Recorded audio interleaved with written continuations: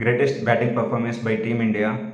Around 70 overs Gill and Rahul batting చేశారు. దాని తర్వాత గిల్ అండ్ సుందర్ 10 overs తర్వాత around 50 overs by Jadeja and Sundar.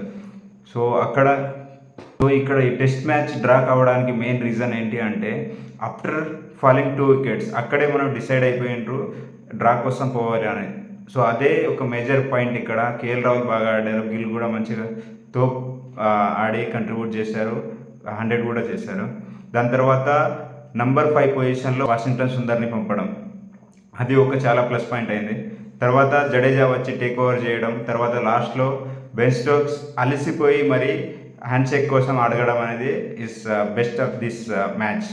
So match ఎక్కడ పోయింది, ఇంగ్లాండ్ తరపు నుంచి ఫస్ట్ నుంచి ఇంగ్లాండ్ తరపున ఉండే మ్యాచ్ వాళ్ళు ఎప్పుడైతే బ్యాటింగ్ స్టార్ట్ చేశారో అప్పటి నుంచి తర్వాత మ్యాచ్ ఎక్కడ పోయిందంటే వాళ్ళు అరౌండ్ 500-550 వరకు ఒకవేళ డిక్లేర్ చేసి ఉంటే వాళ్ళకి ఇంకొక సెషన్ అనేది దొరికేది.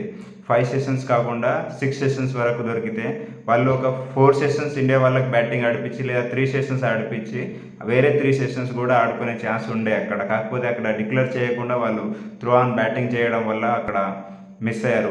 సో మనకు learning from this test match ఏంటి అంటే ఇండియా బౌలింగ్ వీక్నెస్ అనేది మనకు బయటపడుతుంది. ఈ టెస్ట్ సిరీస్ మొత్తంలో ఇండియా బౌలింగ్ చాలా వీక్ ఉందనేది మనకు ఏర్పడుతుంది. బౌలింగ్ స్టాట్స్ కానీ లేకపోతే ఆ లైన్ అండ్ లెంత్ వేరియేషన్స్లో మనం ఎలా ఉన్నాం, ప్లస్ మనం వేరే బౌలర్స్ని ఎలా గ్రూమ్ చేస్తున్నామో మనకు తెలుస్తుంది. ఇప్పటి వరకు మనం చూసినట్లయితే టాప్ 20 ఇండియన్ బ్యాటర్స్ లిస్ట్ చేయగలం, కానీ టాప్ 20 ఇండియన్ బౌలర్స్ లిస్ట్ చేయడం చాలా కష్టం. సో మన బౌలింగ్ వీక్నెస్ అనేది బయటపడుతుంది. బౌలింగ్లో ఏ విధంగా ఇంప్రూవ్మెంట్ చేయాలి, నెక్స్ట్ సిరీస్లో ఎలా ఉండబోతుంది, సో నెక్స్ట్ మ్యాచ్లో ఎలా ఉండబోతుంది, నెక్స్ట్ మ్యాచ్ చేంజెస్ ఏమి ఉంటాయో మనం చాలా క్యూరియాసిటీతో మనం వెయిట్ చేస్తున్నాం. ఎందుకంటే రిషబ్ పంత్ లేడు, తర్వాత మనకి ఏదైతే కొత్త బౌలర్ అంశుల్ కుంబోజ్ తోటి వెళ్ళారో అది ఎక్స్పెక్టేషన్కి మ్యాచ్ కాలేదు. సో ఆ ప్లేస్లో ఒకవేళ మనకు కుల్దీప్ యాదవ్ యాడ్ అవుతారా, లేకపోతే ప్రసిద్ధ్ కృష్ణని మళ్ళీ బ్యాక్ చేస్తారా? ఎందుకంటే ఆ మ్యాచ్ చాలా ఇంపార్టెంట్ అయిపోతుంది ఇప్పుడు. ఎందుకంటే ఆల్రెడీ మనం 2-1లో ఉన్నాం. సో మనకు సిరీస్ లెవెల్ చేసే ఛాన్స్ అయితే అక్కడ ఉంది మనకు. ఈ మ్యాచ్ యొక్క లెర్నింగ్స్ ఏంటియో మీరు కామెంట్ చేయండి. ఇంకా తెలుగు క్రికెట్ ఇన్ఫోకి సబ్స్క్రైబ్ చేయండి.